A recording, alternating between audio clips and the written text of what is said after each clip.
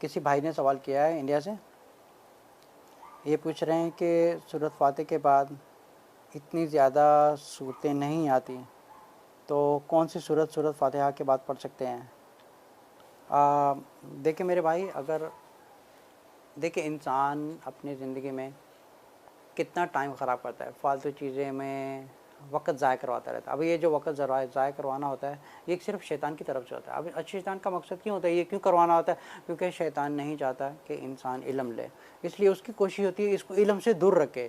اس لیے رسول اللہ صلی اللہ علیہ وسلم نے فرمایا تھا ہر مسلمان پر یہ فرض ہے کہ وہ علم حاصل کرے۔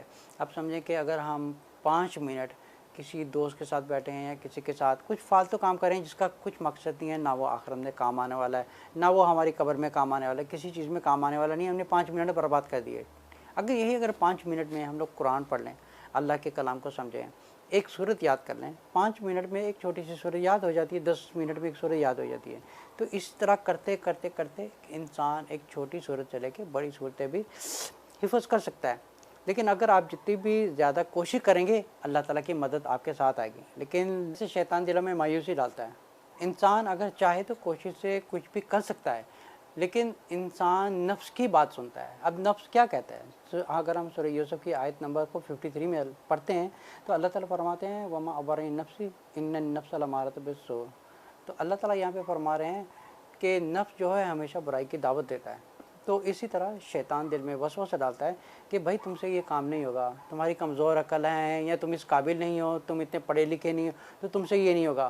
اب جیسے میں خود کی اپنی مثال لیتا ہوں، جیسے میں نے کسی چیز کے بارے میں قرآن میں سے کچھ میمورائز کرنا تھا، تو میں نے دیکھا کہ میں پہلے یہی سوچتا رہتا تھا کہ یہ مجھ سے نہیں ہوگا، لیکن ایک دن میں نے دل میں ٹھان لیا، پھر میں نے اللہ سے دعا کی رب زدنی علما، رب زدنی علما، رب زدنی علما، ربی اشرح لی صدری، ربی اشرح لی صدری، ربی اشرح لی۔ تو اللہ تعالیٰ سے مانگتا گیا، پھر میں نے اس چیز کو ایک پڑھنا شروع کر دیا۔ جب میں نے اس کو پڑھتا گیا، ایک صرف اللہ کی مدد سے وہ چیز حاصل ہو گئی جس چیز کی وجہ سے میرے دل میں ایک شیطان نے مایوسی ڈالی ہوئی تھی۔ اسی طرح دل کی بات ایک صرف شیطان کا وسوسہ ہوتا ہے۔ ہمیں اللہ کا نام لے کر اللہ کی مدد سے صورتیں یاد کریں تو صورتیں یاد ہو جائیں گی۔ تو لیکن اگر آپ کو جتنی بھی صورت آتی ہے، لیکن آپ اس کو پھر اچھے طریقے سے نماز میں تلاوت کریں۔ اگر آپ سورۃ فاتح کے بعد کسی بڑی سورت کی تلاوت کریں گے، پھر ہمارا کنیکشن اتنا ہی زیادہ اللہ کے ساتھ پکا ہوگا۔ تو ہم لوگ اگر جلدی سے ہر وقت ایک ہی چیز پڑھتے رہتے ہیں، قل هو اللہ احد، اللہ قل هو اللہ احد، تو پڑھتے ایک ایسی چیز ہے کہ جو کم سے کم 2-3 سیکنڈ میں لوگ ختم کر دیتے ہیں، 2-3 سیکنڈ میں پڑھ کے پھر رکوع میں چلے جاتے ہیں۔ تو اچھی بات ہے کہ ہم لوگ زیادہ سے زیادہ صورتوں کو پڑھیں اور اس کو اچھے طریقے سے تلاوت کریں، کیونکہ جب ہم اللہ اکبر کر کے نماز شروع کرتے ہیں تو اس کا مطلب ہوتا ہے کہ ہم نے ہر چیز سے ڈسکنیکٹ ہو کر ہم صرف ایک اللہ کی طرف رجوع کر رہے ہیں اور اللہ سے باتیں کر رہے ہیں۔